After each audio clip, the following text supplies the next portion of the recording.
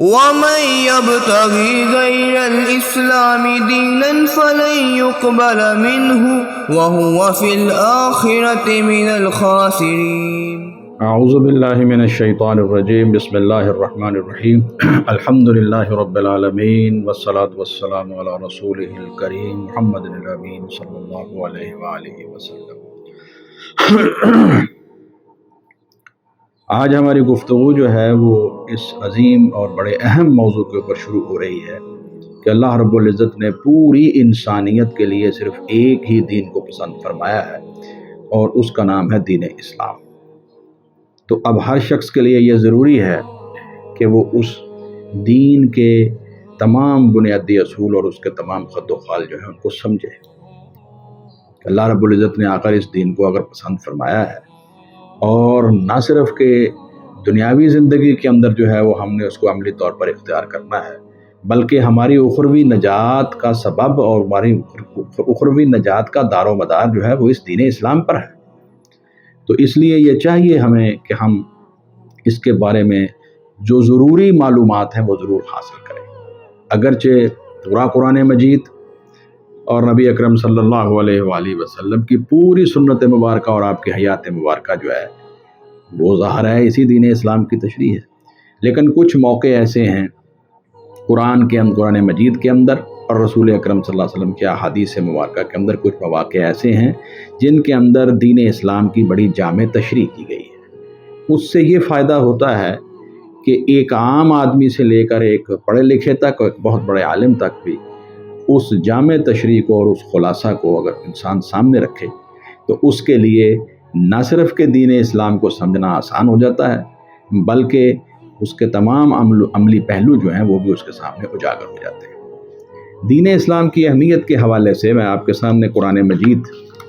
کی آیت مبارکہ جو ہے وہ سامنے رکھنا چاہ رہا ہوں. یہ دیکھیے سورۃ آل عمران کی آیت مبارکہ نمبر 18 کے اندر اللہ رب العزت نے دین اسلام کا جو ہے وہ صحیح معنوں کے اندر ایک مرکزی جو اس کے اندر اہمیت کی حامل چیز ہے اس کی طرف اشارہ فرمایا ہے. اللہ فرماتے ہیں شاہد اللہ انہ لا الہ الا ہو. اللہ تعالیٰ نے اس بات کی گواہی دی ہے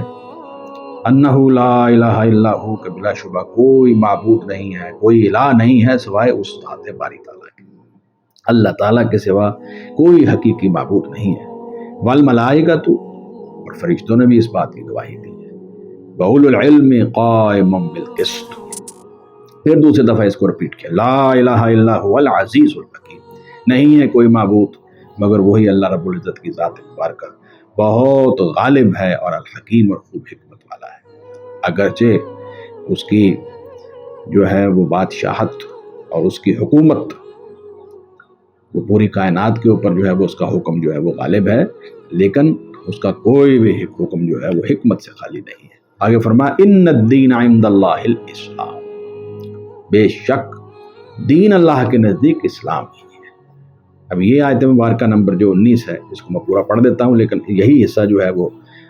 زیادہ اہمیت کا حامل ہے، یعنی کیونکہ ہمارا موضوع جو ہے وہ آج ہے کہ دین اسلام کے وہ جامع پہلو جو ہیں ان کو ہم اپنے سامنے رکھیں. وما اختلف الذین اوتوا الکتاب الا من بعد ما جاءهم العلم بغیا بینہم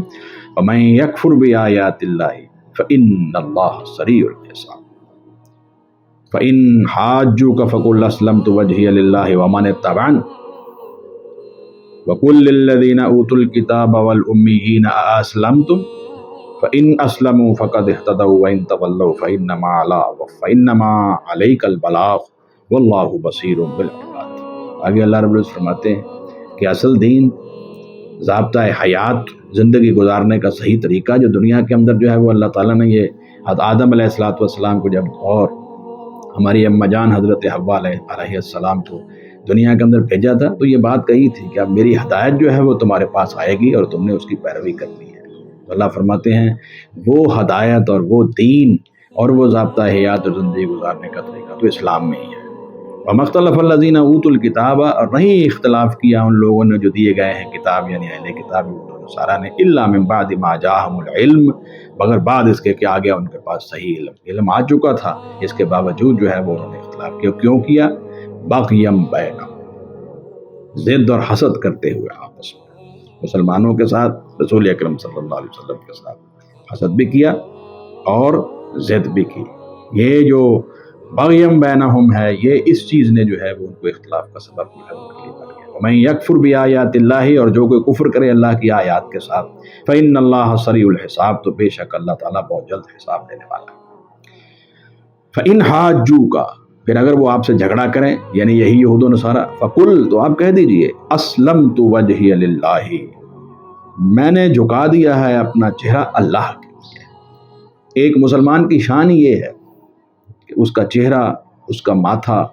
وہ اور اس کا دل سارے کے سارے اللہ رب العزت کے سامنے جھکے ہوتے ہیں، اس کے دین کے سامنے جھکے ہوتے ہیں۔ وہ جس طرح ظاہری طور پر بڑا متواضع ہوتا ہے دین کے معاملے کے اندر، اسی طرح وہ قلبی طور پر بھی اس کے سامنے، اس دین کے اندر جو ہے وہ پورے خشوع اور خضوع کے ساتھ جھکا ہوتا ہے۔ فرمایا آپ کہہ دیجئے فقل اسلمت وجہی للہ، تو آپ کہہ دیجئے کہ میں نے تو جھکا دیا ہے اپنا چہرہ اللہ کے لیے، ومن اتبعنی، اور انہوں نے بھی جنہوں نے میرا اتباع کیا، میرا بھی رویہ یہی ہے، اور میرے پیروکار مسلمان جو صحیح ہیں ان کا رویہ بھی یہی ہے۔ وقل للذین اوتوا الکتاب، اور آپ کہہ دیجئے ان لوگوں سے جو کتاب دیے گئے ہیں، یعنی اہل کتاب یہود و نصارہ، والامیین، اور ان ان پڑھوں سے بھی کہہ دیجئے جو شرک پر اڑے ہوئے ہیں، یہ مکہ والے اور یہ دنیا کے اندر موجود جتنے بھی یہود و نصارہ کے علاوہ سارے مذاہب ہیں جو مشرکین، ان سب سے کہہ دیجئے اسلمتم، کیا تم اسلام لاتے ہو؟ کیا تم اللہ کے سامنے اپنے آپ کو جھکاتے ہو؟ کیا تم فرما بردار بنتے ہو؟ فإن اسلموا، اگر وہ اسلام قبول کر لیں، فقد اہتدوا، تو یقیناً وہ ہدایت پا گئے۔ تو اب دیکھیے، یہ میں نے پہلے یہ بات کہی تھی کہ دین اسلام کی اصل روح اور اصل جو ہے اس کی جو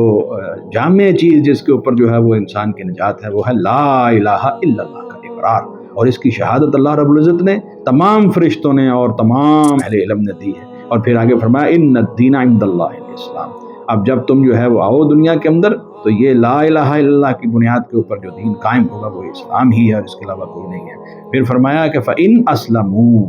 پھر اگر وہ اسلام کو قبول کر لیں، فقد اہتدوا، تو یقیناً وہ ہدایت پا گئے۔ وإن تولوا، اور پھر اگر وہ منہ پھیر لیں، فإنما علیک البلاغ، تو اے پیغمبر صلی اللہ علیہ وسلم آپ کے ذمہ تو صرف پہنچا دینا ہے۔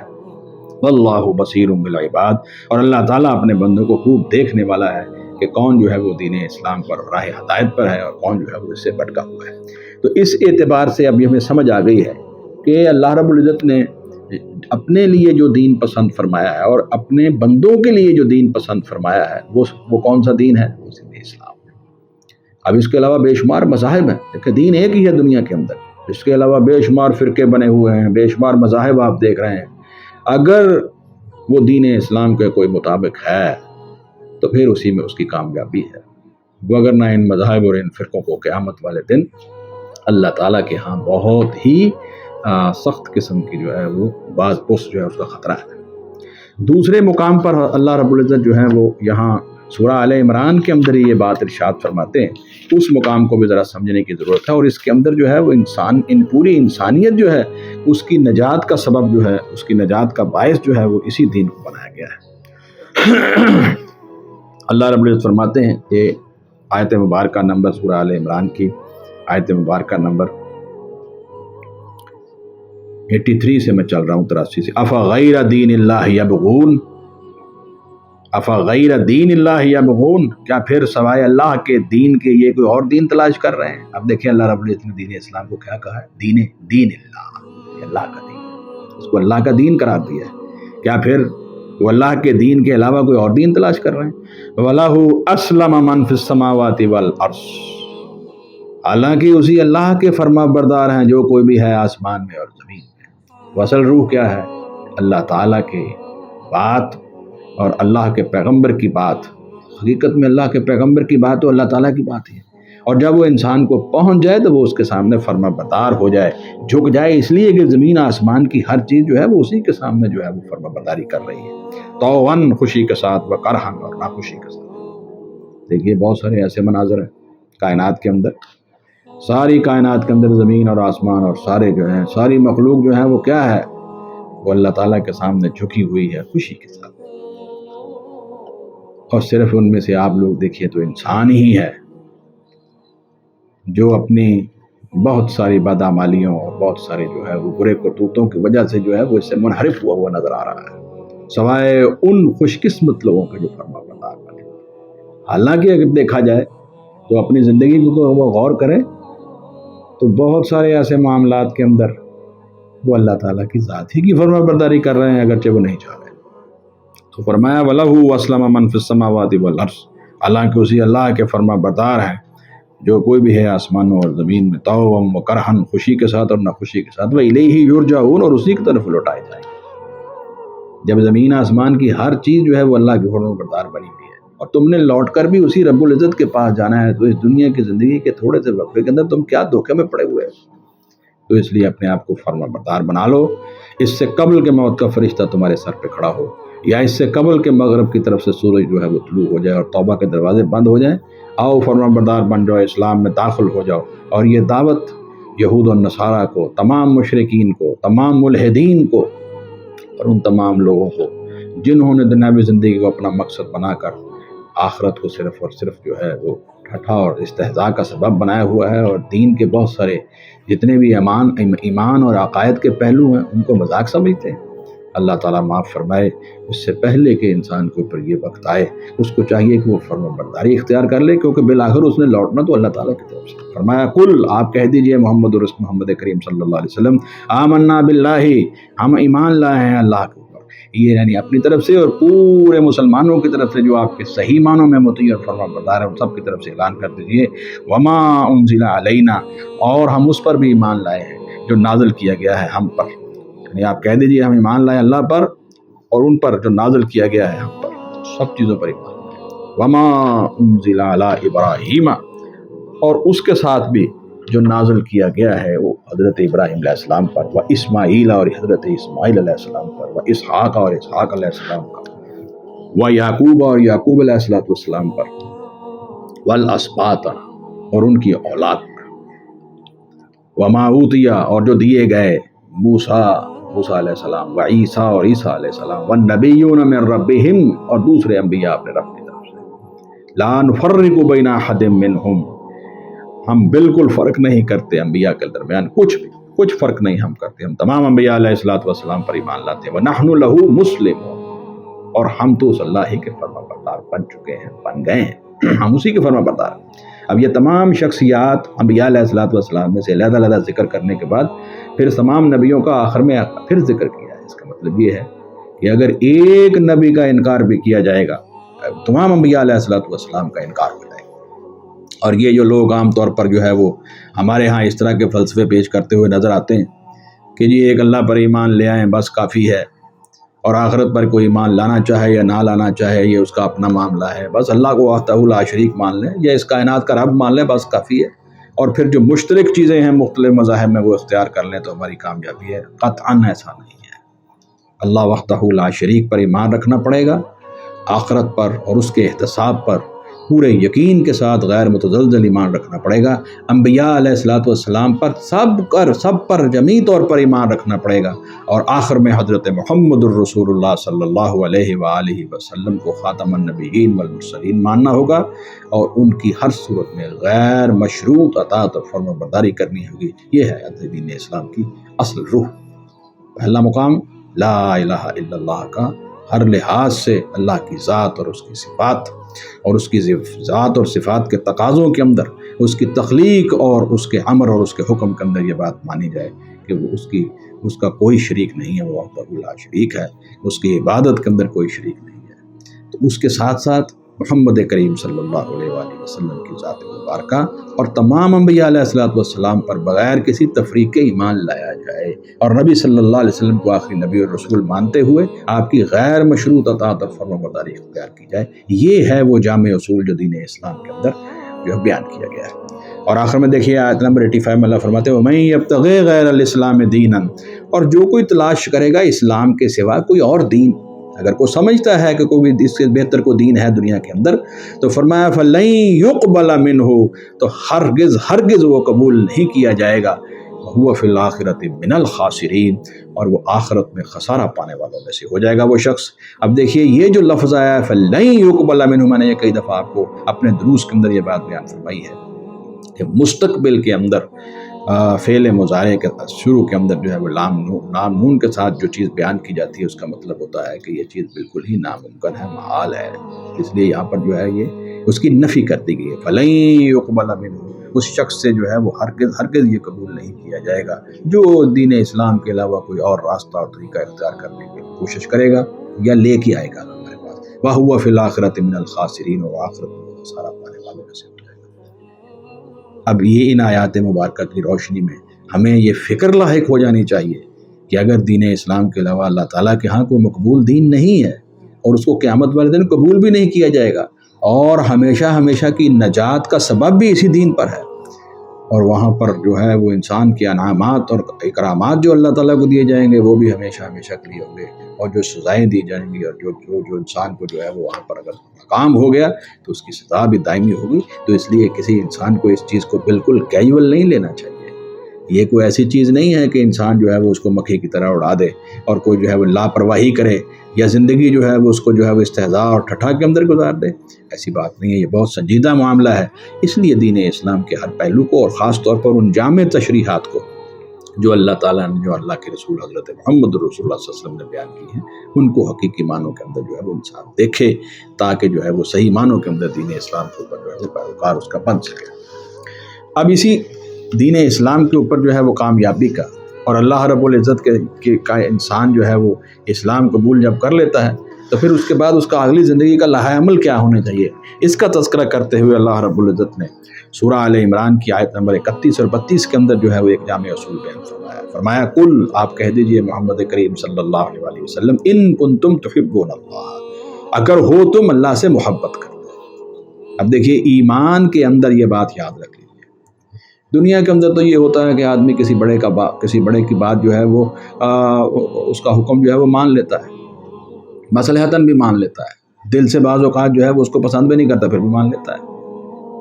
لیکن ایسا دین اسلام میں نہیں ہے۔ دین اسلام کے اندر جب آپ بات مانیں گے تو دل کی گہرائیوں سے مانیں گے۔ انسان کا ماتھا اور اس کی جبین اور اس کا جسم بھی جھکا ہوا ہوگا، اس کا دل بھی جھکا ہوا ہوگا، اور اس کے اندر محبت کا پہلو ہوگا۔ اس لیے نہیں ہے کہ انسان جو ہے وہ کس چیز کو بظاہر ناپسند بھی کر رہا ہو یا دل سے ناپسند بھی کر رہا ہے اور پھر جو ہے وہ اس کو اختیار بھی کر رہا ہو، تو یہ جو آپ نے اختیار کیا ہے یہ حقیقت میں وہ محبت کے ساتھ اختیار نہیں کیا۔ اس لیے قرآن مجید کی سورہ البقرہ میں اللہ رب العزت نے فرمایا والذین آمنوا اشد حبا للہ، ایمان والوں کی محبت اللہ تعالیٰ کے ساتھ بہت شدید ہوتی ہے۔ تو اللہ تعالیٰ کے ساتھ یہ تمہارا رشتہ جو دین اسلام میں تم آئے ہو، یہ ایمان اور ایمان کے ساتھ ساتھ محبت کا رشتہ ہے۔ قل ان کنتم تحبون اللہ، اگر ہو تم اللہ سے محبت کرتے واقعتاً، فاتبعونی، تو آپ کہہ دیجئے محمد صلی اللہ علیہ وسلم کہ تم میرا اتباع کرو۔ اب دیکھیں یہاں کوئی گنجائش نہیں ہے، رسول اللہ صلی اللہ علیہ وسلم کی اتباع اور آپ کی فرما برداری یہ نہیں ہے کہ ہم کسی معاملے میں کہیں کہ ہم یہ کام کریں گے، یہ نہیں کریں گے، اس پہ کوئی شرط نہیں لگائیں گے۔ جیسے ہمارے ہاں یہاں اس وقت ایسے لوگ پیدا ہو گئے ہیں جنہوں نے اپنی مرضی سے جو ہے وہ سنت اور حدیث میں فرق بھی کر دیا ہے، اور سنتوں کو انہوں نے لمٹ کر دیا ہے کہ یہ چیزیں سنت ہیں اور یہ چیز نہیں ہے، یہ چیز اسلام میں ہے اور یہ چیز اسلام میں نہیں ہے۔ ایسے لوگوں کو اللہ رب العزت کے سامنے جانے سے اللہ تعالیٰ کے سامنے اس کا خوف کرنا چاہیے اور ڈرنا چاہیے کہ امت کی رہنمائی کرتے ہوئے آپ کو یہ کوئی حق نہیں ہے۔ ہاں یہ ضرور یقیناً ہے کہ دین کے اندر فرائض اور واجبات اور مستحبات ان ساری چیزوں کی اپنی اپنی جگہ پر گنجائش ہے اور اس کی وضاحت کرنی چاہیے، لیکن یہ کہنا کہ اس کا سرے سے وجود ہی نہیں ہے یہ بہت بڑی جسارت ہے۔ اللہ تعالیٰ جو ہے وہ ہمیں سب کو سمجھنے کی توفیق عطا فرمائے۔ تو فرمایا کہ اگر یہ لوگ جو ہیں یہ ان سے کہہ دیجئے کہ اگر تم اللہ تعالیٰ سے محبت کرتے ہو فاتبعونی، تو تم میرا اتباع کرو، یحببکم اللہ، محمد الرسول اللہ صلی اللہ علیہ وسلم کی اطاعت اور فرما برداری سے کیا ہوگا؟ اللہ بھی تم سے محبت کرے گا۔ یعنی جس طرح تم اللہ رب العزت سے محبت کا دعویٰ کرتے ہو تو رسول اکرم صلی اللہ علیہ وسلم کی اتباع اور فرما برداری کے نتیجے کے اندر اللہ تعالیٰ تمہیں اپنا محبوب بنا لے گا۔ یہ کتنی بڑی سعادت ہے کہ انسان کے لیے کہ اللہ تعالیٰ اس کو اپنا محبوب بنا لے۔ وَيَغْفِرْ لَكُمْ ذُنُوبَكُمْ، اور پھر جو ہے وہ تمہارے لیے تمہارے گناہوں کو بخش دے گا۔ وَاللَّهُ غَفُورٌ رَحِيمٌ، اللہ تعالیٰ بہت بخشنے والا نہایت رحم کرنے والا ہے۔ یہ بہت بڑا جامع اصول ہے جو دین کے اندر بیان ہوا ہے۔ قل اطیعوا اللہ والرسول، اور آپ کہہ دیجئے تم اللہ کی اطاعت کرو اور اللہ کے رسول کی اطاعت کرو۔ فَإِن تَوَلَّوْا، پھر اگر وہ منہ پھیریں، فَإِنَّ اللَّهَ لَا يُحِبُّ الْكَافِرِينَ، تو بلا شبہ اللہ تعالیٰ جو ہے وہ کافروں کو پسند نہیں کرتا۔ اس کا مطلب یہ ہے کہ اللہ اور اس کے رسول صلی اللہ علیہ وسلم کی اطاعت اور فرمان برداری سے نکلنا یہ حقیقت میں کفر اختیار کرنا ہے۔ یہ تیسرا جامع اصول ہے۔ پہلا لا الہ الا اللہ کا اقرار دل و جان کے ساتھ، دوسرا تمام انبیاء علیہ الصلوۃ والسلام پر ایمان بغیر تفریق کے، اور محمد الرسول اللہ صلی اللہ علیہ وآلہ وسلم پر ایمان کہ آپ آخری نبی اور رسول ہیں، اور پھر تیسرا آپ کی اتباع اور اطاعت، غیر مشروط اور مکمل اطاعت اور اتباع اختیار کرنا، اور اس جذبے کے ساتھ کرنا کہ اس جذبے کے اندر جو ہے وہ اللہ تعالیٰ کے اوپر کامل ایمان اور یقین بھی ہو، اور وہ سارے کا سارا محبت کے ساتھ لبریز ہو۔ انسان جب کوئی کام کرے، نماز ہے، قربانی ہے، حج ہے، صدقہ ہے، دوسروں کے لیے کوئی احسان ہے، والدین اور اپنی اولاد اور دیگر لوگوں کے اوپر اور مسلمانوں کے ساتھ حسن سلوک اور خیر خواہی ہے، تو اس میں حقیقتاً یہ جذبہ محبت جو ہے وہ کار فرما رہنا چاہیے کہ یہ سارے کے سارے جو ہیں وہ اللہ رب العزت کی مخلوق ہے، اور میرا ان کے ساتھ جو رشتہ ہے وہ اللہ تعالیٰ کی وجہ سے ہے۔ اگر یہ محبت کا رشتہ جو ہے وہ ہوگا اور اس میں محبت کا پہلو جو ہے وہ لبریز ہوگا، تو رسول اللہ صلی اللہ علیہ وسلم کی یہ غیر مشروط اطاعت اور اتباع جو ہے وہ انسان کے لیے ہمیشہ کی کامیابی کا سبب بن جائے گی۔ یہ اللہ رب العزت نے یہاں یہ جامع اصول جو ہے وہ اس سورہ مبارکہ کے اندر جو آل عمران کے اندر بیان فرمایا ہے۔ اس کے بعد سورہ نساء کے اندر اللہ تعالیٰ نے جو ہے وہ لوگوں کو، تمام ایمان والوں کو پھر ایک اور دعوت دی ہے۔ یہ ایک بڑا حیران کن اور بہت ہی اہم جو ہے وہ یہاں پہلو ہے کہ اللہ تعالیٰ ایمان والوں کو ایمان لانے کی دعوت دے رہا ہے۔ یہ سورہ نساء قرآن مجید کی سورہ مبارکہ نمبر 4 ہے، اور اس کے بعد جو ہے وہ اللہ رب العزت جو ہے اس کی آیت نمبر 136 کے اندر یہ بیان فرماتے ہیں، یا ایھا الذین آمنوا آمنوا باللہ ورسولہ، اے لوگوں جو ایمان لائے ہو، ایمان لاؤ اللہ پر اور اس کے رسول پر۔ دیکھیے یہاں پر جو ایمان لا چکے ہیں ان کو دوبارہ ایمان کی دعوت دی گئی۔ دیکھیے آج کا مسلمان جو ہے وہ یہی سمجھتا ہے، میں اور آپ اور ہم سب، کہ ہم مسلمان گھرانے میں پیدا ہو گئے ہیں، یہ ہمارے لیے کافی ہے۔ دیکھیے اس طرح کا ایمان جو ہوتا ہے یہ وراثتاً ہمیں ملا ہے، خاندان کے اندر جیسے لوگ کرتے آ رہے ہیں ویسے ہم کرتے آ رہے ہیں۔ اس طرح کسی مسلمان کا اسلام کے اندر جو ہے وہ آ جانا یا اسلام پر پیدا ہو جانا، یہ اس کی کوئی خاص خوبی نہیں ہے۔ اسی طرح ہی کسی بچے کا یہودی، عیسائی یا ہندو یا کسی مشرک اور کافر یا بت پرست یا کسی اور مذہب کا کوئی بھی آدمی جو ہے جو اسلام پر نہیں ہے، اس کے گھر میں پیدا ہو جانا یہ اس کی کوئی خامی نہیں ہے، کیونکہ وہ ظاہر ہے جو آدمی جس گھر میں پیدا ہوگا، جس معاشرے کے اندر اس کی نشو و نما ہوگی، یقیناً اس کی چھاپ اس کے اوپر آ جائے گی، اور وہ انہی چیزوں کو اختیار کرنا شروع کر دے گا، اور اسی کو وہ بعض اوقات حق بھی سمجھ لیتا ہے، حتیٰ کہ جان مال کے ساتھ جو ہے وہ دوسروں کو مرنے مارنے پر وہ تیار ہو جاتا ہے کہ وہ حق پر ہے۔ تو یہ بات جو ہے وہ کوئی عجیب نہیں ہے، نہ ہمارا مسلمان کے گھر میں پیدا ہونا کو خوبی ہے، نہ ان کا کسی غیر مسلم گھرانے کے اندر پیدا ہو جانا کو خامی ہے۔ ہاں ہماری خوبی یہ ہے کہ ہم پھر آ کر اس اسلام اور اس ایمان کو اس طرح جو ہے وہ اختیار کرنے کی کوشش کریں جو اس کی حقیقی روح ہے۔ یعنی اللہ رب العزت فرما رہے ہیں کہ یہ تم نے جو ہے وہ زبانی کلامی یا زبان کے ساتھ اظہار کر دیا ہے، یا مسلمانوں کے گھر میں پیدا ہو کر وراثتاً اس کو اختیار کر لیا ہے کہ یہ تمہارا موروثی ایمان ہے، اس کی ضرورت نہیں ہے۔ اس حقیقی ایمان کی طرف آؤ جو اصل روح ہے۔ اسی طرح اگر کوئی دوسرے گھرانے کے اندر، کوئی غیر مسلم گھرانے کے اندر بچہ پیدا ہو گیا ہے، اس کو بھی چاہیے کہ وہ اس حقیقی ایمان کی تلاش کرے، کیونکہ اسی کی بنیاد پر اس کی نجات ہے۔ ہاں مسلمان کے اندر، مسلمان اور اس غیر مسلم کے اندر کیا فرق ہے؟ اس کے لیے اس بیریئر کو جو اللہ تعالیٰ نے اس کے لیے بنایا ہے کہ اس کو غیر مسلم گھرانے اور غیر مسلم معاشرے سے نکل کے اسلام کی طرف آنا پڑے گا، یہ ایک بہت بڑا بیریئر ہے، بہت بڑی رکاوٹ ہے۔ اور مسلمان کے گھر میں پیدا ہونے والا بچہ اور مسلمان کے گھر میں پیدا ہونے والا فرد جو ہے وہ اس بیریئر سے نکل چکا ہے۔ یہ اللہ تعالیٰ نے اس کو یہ جو اپرچونٹی اور یہ موقع دیا ہے، یہ موقع اس کے لیے جو ہے وہ بہت ہی اہم ہے کہ اس کو اس رکاوٹ سے گزرنا نہیں پڑ رہا۔ اس کے سامنے قرآن مجید کی تلاوت بہرحال کسی نہ کسی شکل میں ہو رہی ہے، اس کے ارد گرد مساجد ہیں، وہ اذانیں سن رہا ہے، علماء اکرام سے دین اسلام کے بارے میں معلومات لے رہا ہے۔ چاہے جائے کہ وہ شخص جو پیدا ہی غیر مسلم معاشرے میں ہو اور اس کو یہ بات جو ہے وہ باور کرا دی گئی ہو کہ مسلمان جو ہیں وہ تمہارے خیر خواہ نہیں اور تمہارے دشمن ہیں، تو وہ اس رکاوٹ سے جو ہے وہ نکل کے ادھر آئے گا، اور پھر اللہ بہتر جانتا ہے کہ کون کون سی پریشانیوں سے اس کو گزرنا پڑے۔ اور ایک مسلمان کے لیے یہ بہت بڑا موقع نہیں ہے اس لیے یہاں پر فرمایا گیا ہے کہ اے لوگو یا ایھا الذین آمنو، اے لوگو جو ایمان لائے ہو، آمنو باللہ ورسولہ، تم ایمان لاؤ اللہ پر اور اس کے رسول صلی اللہ علیہ وسلم پر، والکتاب الذی نزل علی رسولہ، اور اس کتاب کے اوپر بھی ایمان لاؤ جو اس نے نازل کی ہے اپنے رسول حضرت محمد الرسول اللہ صلی اللہ علیہ وسلم پر۔ کون سی کتاب؟ قرآن مجید۔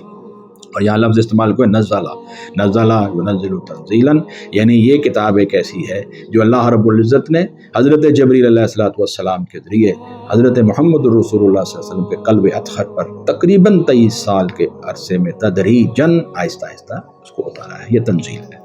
والکتاب الذی انزل من قبل، اور اس کتاب کے ساتھ ہے، اس کتاب کے اوپر بھی وہ ایمان لاؤ جو اس نے نازل کی ہے پہلے سے۔ اس قرآن مجید سے پہلے جو کتاب نازل ہوئی وہ ہے تورات، جو یک بار کی حضرت موسیٰ علیہ السلام کو عطا فرما دی گئی ہے۔ اس لیے یہاں پر انزلہ کا جو ہے وہ یہاں پر آیا ہے والکتاب الذی انزل من قبل، جو اس نے نازل کی ہے پہلے سے۔ یہاں انزال کا اصول جو ہے وہ تورات کے اندر اختیار کیا گیا ہے، اور قرآن مجید کے اندر تنزیل کا اصول جو ہے اختیار کیا گیا ہے۔ اور یہ دو ہی کتابیں ہیں، کیونکہ اس کے بعد جو میں نے کئی دفعہ یہ بات بیان کی ہے کہ زبور ہے، اور اس کے بعد عیسیٰ علیہ السلام کے اوپر جو انجیل نازل کی گئی، اور درمیان میں جو صحائف نازل کیے گئے وہ سارے کے سارے اصل میں تورات ہی کا حصہ تھے، کیونکہ سارے انبیاء علیہ السلام حضرت موسیٰ علیہ السلام کے بعد شریعت موسوی پر ہی تھے،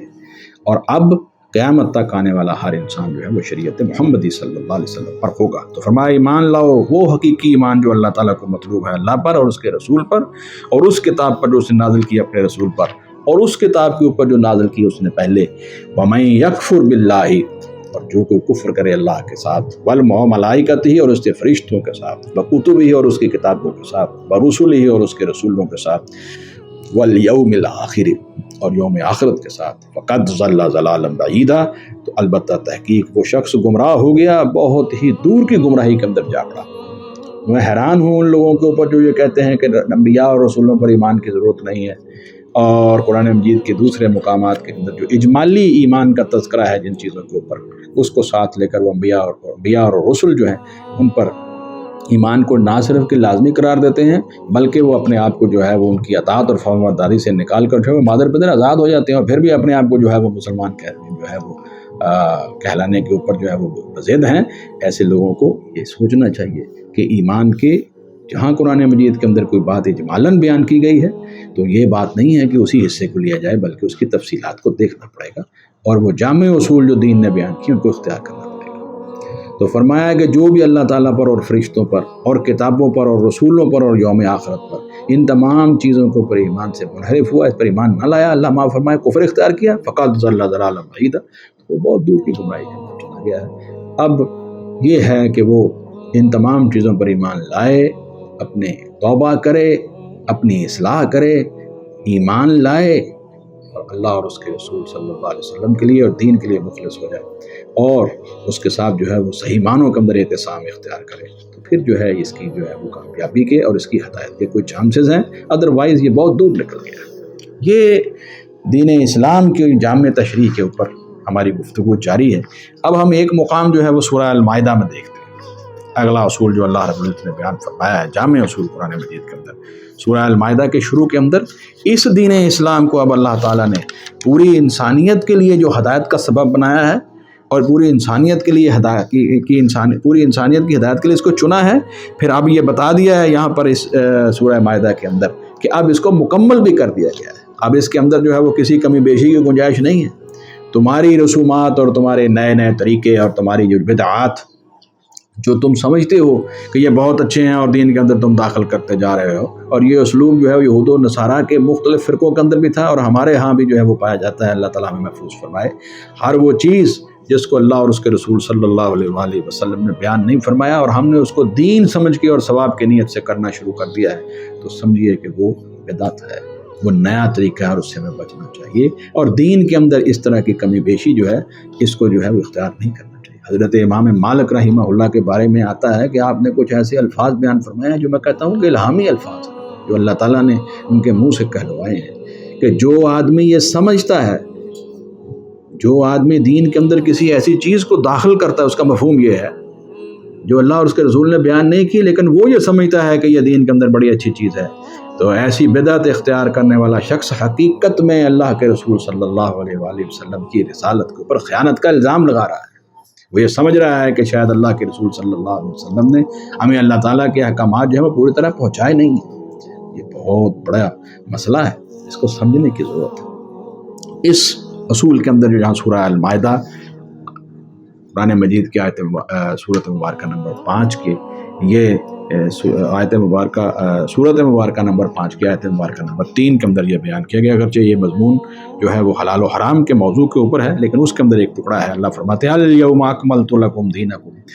آج میں نے مکمل کر دیا ہے تمہارے لیے یہ دین۔ اور یہ حدیث مبارکہ سے یہ بات، صحیح حدیث مبارکہ سے یہ بات ثابت ہوتی ہے کہ یہ جو دن ہے یہ یوم عرفہ کا وہ دن تھا جس دن حضور صلی اللہ علیہ وآلہ وسلم جو ہے وہ اپنے آخری حج کے اوپر تشریف لے گئے تھے، اور اسی یوم عرفہ کے دن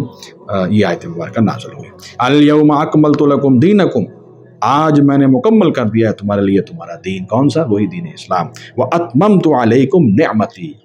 اور میں نے پوری کر دی ہے تم پر اپنی نعمت۔ نعمت سے مراد کیا ہے؟ دین اسلام پر چلنے اور اس پر صحیح معنوں پہ عمل پیرا ہونے کے لیے مکمل شریعت اور ضابطہ حیات بھی تم کو دے دیا ہے۔ اور یہ جو لوگ کہتے ہیں آج ایک نئے اسلوب، نئے جو ہے وہ فکریں پیدا ہو گئی ہیں کہ بس جو چند ایمانیات کو اختیار کر لیں اور چند عبادات کو اختیار کر لیں یہ بات بھی کافی ہے۔ معاشرے کے اندر، ہماری معیشت کے اندر، ہماری سیاست اور ہماری ریاست کے اندر اور عدل و انصاف کے اندر آپ جو چاہیں قانون بنائیں، اس کے لیے کوئی ضرورت نہیں ہے۔ اور یہ مذہب جو ہے یہ کسی فرد کا پرائیویٹ معاملہ ہو گیا ہے، پھر آپ نے دین کو اختیار نہیں کیا، نہ دین میں داخل ہوا، پھر سمجھیے کہ ایسے ہی آپ نے جو ہے وہ ایک ظاہری لباس اور لبادہ اوڑا ہوا ہے۔ ٹھیک ہے، دنیا کے اندر آپ کا یہ سارا نظام چل جائے گا، دنیا کے اندر آپ کے یہ سارے دعوے چل جائیں گے، لیکن حقیقت میں قیامت والے دن جو ہے وہ شخص بڑا خسارے میں ہوگا۔ اللہ تعالیٰ میں محفوظ رکھے۔ اور یہ سورہ آل عمران کی آیت مبارکہ ذہن میں رکھیں، وَمَن يَبْتَغِ غَيْرَ الْإِسْلَامِ دِينًا فَلَن يُقْبَلَ مِنْهُ وَهُوَ فِي الْآخِرَةِ مِنَ الْخَاسِرِينَ۔ اور دیکھو، جو دین اسلام کے علاوہ کوئی دوسرا دین اختیار کرے گا، کوئی راستہ ضابطہ حیات یا دین اختیار کرنے کی کوشش کرے گا، اس کو تلاش کرے گا، وہ سمجھیے کہ اس کو ہرگز قیامت والے دن قبول نہیں کیا جائے گا، اور ایسا شخص قیامت والے دن جو ہے وہ آخرت میں بہت خسارے میں ہوگا، بہت گھاٹے اور نقصان میں ہوگا۔ اللہ تعالیٰ ہمیں بچائے۔ فرمایا واتممت علیکم نعمتی، اور میں نے پوری کر دیا تم پر اپنی نعمت۔ آج میں نے اب دین مکمل کر دیا ہے، اب اس میں کسی کمی بیشی کی گنجائش نہیں ہے۔ اپنی نعمت یعنی پوری کی پوری شریعت، ضابطہ حیات بھی وضاحت کر دی، وہ بھی پوری کی پوری کر دی ہے، بے واضح کر دی۔ وَرَضِيتُ لَكُمُ الْإِسْلَامَ دِينًا، اور میں نے پسند کر لیا ہے تمہارے لیے اسلام کو بطور دین۔ یہاں پھر اس بات کو دہرایا ہے۔ تو یہ دین اسلام کے اندر جو ہے وہ بنیادی اصول و ضوابط ہیں، اور جو بنیادی قواعد ہیں اور ان کی جو جامع تشریح ہے، اس کے اوپر کچھ آیت مبارکہ میں آپ کے سامنے جو ہے وہ بیان کر رہا ہوں۔ اور یہاں یہ جو اصول بیان ہوا وہ یہ ہے کہ دین اسلام کو جب بھی تم لوگ اختیار کرو تو بغیر کسی کمی بیشی کے یہ سمجھو کہ پوری زندگی کا ہر جو لمحہ ہے جو میں نے گزارنا ہے، اور میری زندگی کا ہر پہلو جو ہے اس کی تشریح اللہ تعالیٰ نے کر دی ہے، اور اللہ کے رسول حضرت محمد رسول صلی اللہ علیہ وسلم نے اس کو بیان کر دیا ہے۔ اب اس کے اندر جو ہے وہ کسی قسم کی کوئی کمی بیشی اور کسی قسم کی جو ہے وہ اس کے اندر مجھے نئی باتوں کی تشریح جو ہے وہ کرنے کی ضرورت نہیں ہے، الا یہ کہ جب ہم اس کو ریاستی سطح کے اوپر یا معاشرے کی سطح کے اوپر اس دین اسلام کے قوانین کو امپلیمنٹ کریں گے تو اس صورت کے اندر جو ہے وہ بہرحال قیامت تک جو ہے وہ اجتہاد کا دروازہ تو اپنی جگہ پر موجود ہے، اور اس کے اندر بھی یہ اصول جو ہے وہ کار فرما رہے گا کہ ہم جو ہیں وہ ایسا کوئی قانون اور ایسا کوئی ضابطہ اور ایسا کوئی اصول نہیں بنائیں گے جو قرآن مجید سے یا رسول اکرم صلی اللہ علیہ وسلم کی سنت مبارکہ سے یا صحابہ اکرام رضوان اللہ علیہم اجمعین جو براہ راست قرآن و سنت کو سننے والے اور فالو کرنے والے تھے، ان کے کسی بھی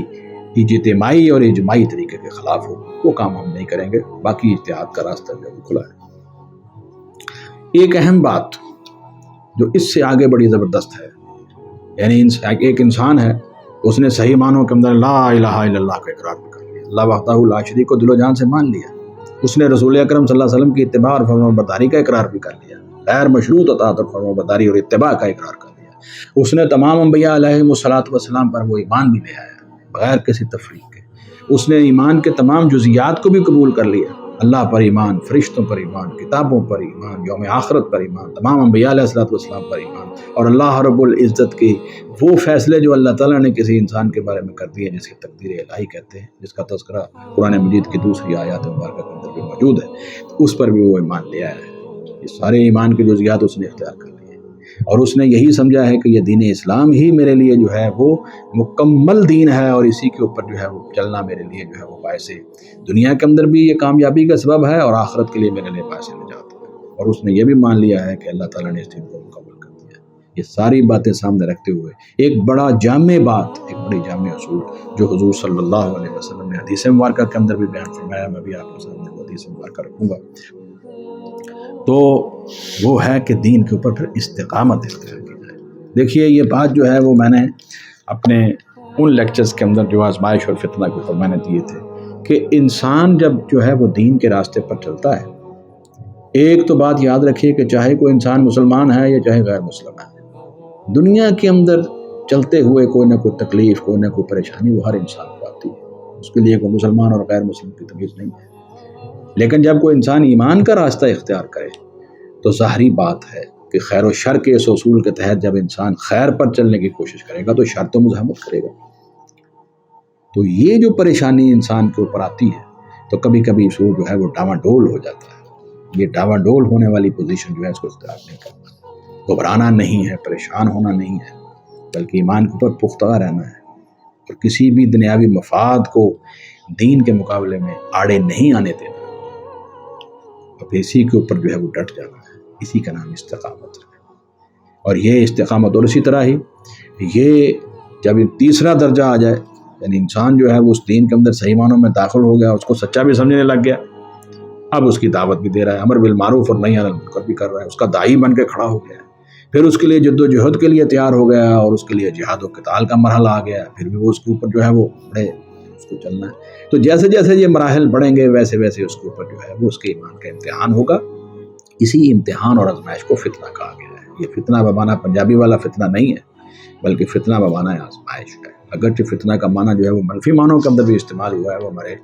فتنہ کے لیکچرز کے اندر آ جائے گا، لیکن آزمائش اور یہ ایمان کے ساتھ جو انسان کی آزمائش ہوتی ہے، یہ نعوذ باللہ یہ اللہ تعالیٰ کی طرف سے کوئی عذاب نہیں ہوتا، بلکہ اس کے ایمان کا امتحان بھی ہوتا ہے، اور اس کے ایمان کی پختگی کا سبب بھی ہوتا ہے، اور اس کی اصل روح اور جڑ ہے استقامت، یعنی اس کے اوپر انسان پھر ڈٹ جائے اور پھر اسی راستے کے اوپر اپنی ساری زندگی بسر کرے، اور اسی کے اوپر اس کی موت آئے۔ اللہ رب العزت ہمیں نصیب فرمائے۔ تو یہ استقامت جو ہے یہ اصل میں پھر اگلے دین اسلام کی روح ہے، اور پھر اس کا نتیجہ کیا نکلتا ہے؟ اس کا نتیجہ جو نکلتا ہے وہ بہت ہی شاندار ہے۔ اللہ رب العزت نے سورہ حامیم سجدہ جو قرآن مجید کی 41 نمبر آیت مبارکہ سورت مبارکہ ہے، 24واں پارہ ہے، اور اس کی یہ آیت مبارکہ نمبر 31 اور 32 کے اندر اللہ رب العزت نے استقامت اختیار کرنے والوں کا جو بہترین جو قیامت والے دن اور اس کی موت کے وقت انجام ہے اس کا بیان فرمایا ہے۔ ان الذین قالوا ربنا اللہ، اللہ فرماتے ہیں بلا شبہ وہ لوگ جنہوں نے کہا کہ ہمارا رب اللہ ہے، ثم استقاموا، پھر وہ اس کے اوپر ڈٹ گئے، جم گئے، تتنزل علیہم الملائکۃ، اترتے ہیں ان پر فرشتے۔ اللہ فرماتے ہیں ان کے اوپر فرشتے اترتے ہیں۔ کیا کہتے ہیں وہ فرشتے؟ جب بھی وہ کسی مصیبت اور پریشانی کی حالت میں آتے ہیں اس وقت بھی فرشتے ان کا جو ہے وہ آ کر ان کو تسلی دیتے ہیں، اور موت کے وقت بھی ان کو تسلی دیں گے۔ اللہ تخافوا، یہ کہتے ہیں کہتے ہوئے اللہ تخافوا کہ تم خوف نہ کھاؤ، ولا تحزنوا، اور کسی قسم کا کوئی غم نہ کھاؤ، تمہیں خوف اور غم کی ضرورت نہیں ہے۔ وابشروا بالجنۃ التي كنتم توعدون، اور تم خوش ہو جاؤ جنت کے ساتھ وہ جس کا تم جو ہے جس کا وابشروا بالجنۃ التي كنتم توعدون، اور تم خوش ہو جاؤ اس جنت کے ساتھ یا اس جنت کے بارے میں جس کی خوشخبری تمہیں دی جا رہی ہے، التي كنتم توعدون، جس کا تم جو ہے وہ وعدہ دیا جاتے ہیں، یعنی جس کا وعدہ تمہیں کیا جاتا ہے اس جنت کی بشارت کے ساتھ تم خوش ہو جاؤ۔ اللہ فرماتے ہیں نحن اولیاؤکم، ہم تمہارے دوست ہیں، فی الحیات الدنیا، دنیا کی زندگی میں بھی، وفی الآخرہ، اور آخرت میں بھی۔ یہاں نحن کا لفظ ہے، یہ نحن کی جمع کا صیغہ ہے، یعنی اللہ تعالیٰ کی طرف سے وہ مقرر فرشتے بھی یہ بات کہہ سکتے ہیں کہ تمہیں گھبرانے کی ضرورت نہیں ہے، ہمیں اللہ تعالیٰ نے ہی بھیجا ہے تمہاری طرف، دنیا کی زندگی اور آخرت کی زندگی میں ہم تمہارے دوست ہیں۔ یا نحنو کا صیغہ اللہ تعالیٰ اپنی ذات مبارکہ کے لیے بھی استعمال کر لیتے ہیں، ہم کا صیغہ، اور یہ اللہ کی شان کی جلالت اور اس کی عظمت کی علامت ہے کہ اللہ تعالیٰ اپنے لیے واحد کا صیغے کی جگہ جمع کا صیغہ بھی استعمال کرتے ہیں، تو وہاں بھی یہ بھی مراد ہو سکتا ہے نحنو اولیاؤکم، لیکن پیچھے جو مضمون آ رہا ہے زیادہ یہی محسوس ہو رہا ہے کہ یہاں اللہ تعالیٰ کی طرف سے بھیجے ہوئے فرشتے مراد ہیں۔ نحنو اولیاؤکم، ہم تمہارے دوست ہیں، فی الحیات الدنیا، دنیاوی زندگی میں بھی، وفی الآخرہ، اور آخرت میں بھی، وَلَكُمْ فِيهَا مَا تَشْتَهِي أَنفُسُكُمْ، اور تمہارے لیے اس جنت میں جو تم چاہو گے، تمہارا جو جی چاہے گا وہ تمہیں چیزیں جو ہیں وہاں پر ملیں گی، وَلَكُمْ فِيهَا مَا تَدَّعُونَ، اور تمہارے لیے اس میں وہ بھی ہے جو تم مانگو گے، جو تم مانگو گے وہ بھی ملے گا، جو نہیں مانگو گے وہ بھی تمہارے دل کے اندر جو چاہتے ہوں گے اللہ تعالیٰ وہ بھی پوری کر دیں گے، لیکن کیوں؟ اس لیے کہ تم نے دنیا کی زندگی کے اندر ایمان کے ساتھ صبر کا مظاہرہ کیا اور استقامت کا مظاہرہ کیا۔ اللہ فرماتے ہیں نزلا من غفور الرحیم، یہ سب کچھ کیا ہوگا؟ یہ غفور الرحیم رب کی طرف سے بطور مہمانی ہوگا، یہ تمہاری مہمان نوازی ہوگی۔ تو دیکھیے ایمان لانے کے بعد استقامت اختیار کرنے والوں کے ساتھ اللہ تعالیٰ جو ہے وہ دنیا کی زندگی اور آخرت کی زندگی کے اندر جو ہے وہ فرشتوں کو اس کا ہمنوا اور ساتھی بنا دیتے ہیں، اور اس کے لیے دنیا اور آخرت کی زندگی کے اندر اپنی دوستی کا اللہ تعالیٰ نے جو ہے وہ وعدہ فرمایا ہے، اور یہ فرمایا ہے کہ جو تمہارے جی کے اندر آئے گا اللہ تعالیٰ جو ہے وہ تمہاری خواہشوں کو بھی پورا کریں گے، جو تم اللہ سے مانگو گے تمہیں وہ بھی دیا جائے گا، یعنی جنت کے اندر جو ہے وہ کوئی خوف اور غم نہیں ہوگا اور تمہاری ہر خواہش پوری کی جائے گی، اور یہ بطور مہمانی ہے، یہ اللہ تعالیٰ کی طرف سے ابھی مہمانی شروع ہوئی ہے، اور باقی جب تم جنت کے اندر داخل ہو کے لمبی زندگی گزارو گے تو پھر ان نعمتوں کو تو کوئی حساب ہی نہیں ہے، یہ بطور مہمانی جو ہے وہ اللہ تعالیٰ غفور الرحیم کی طرف سے تمہارا استقبال ہے۔ اللہ تعالیٰ جو ہے وہ ہمیں دین اسلام کے اندر یہی استقامت جو ہے وہ نصیب فرمائے۔ ایک حدیث مبارکہ آتی ہے جس کو امام مسلم نے اپنی صحیح کے اندر بیان فرمایا ہے، اس کے الفاظ ذرا سن لیجیے۔ ان ابی عمرو وکیل ابی امرتا سفیان ابن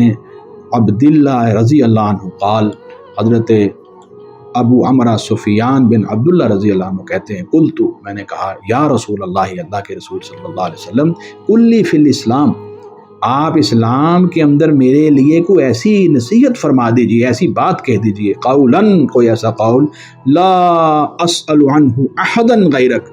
پھر جو ہے وہ اس کے بعد مجھے کسی اور سے پوچھنے کی ضرورت ہی نہ پڑے، ایسی کوئی جامع کلمہ آپ ارشاد فرما دیجئے کہ بس میں اس کے اوپر ڈٹ جاؤں اور میری نجات ہو جائے اور میں کامیاب ہو جاؤں۔ تو قال رسول اللہ صلی اللہ علیہ وسلم، فرمایا یہ بات بڑی اہم ہے، فرمایا قل، حضور صلی اللہ علیہ وسلم نے فرمایا آمنت باللہ ثم استقم، تم یہ بات کہو کہ میں اللہ پر ایمان لے آیا ہوں، پھر اس کے اوپر ڈٹ جاؤ، اس کے اوپر استقامت اختیار کرو۔ اللہ رب العزت نے استقامت نصیب فرمائے۔ آج کے اس درس کے پہلے حصے کے اندر میں نے قرآن مجید کی آیات مبارکہ کے حوالے سے زیادہ تر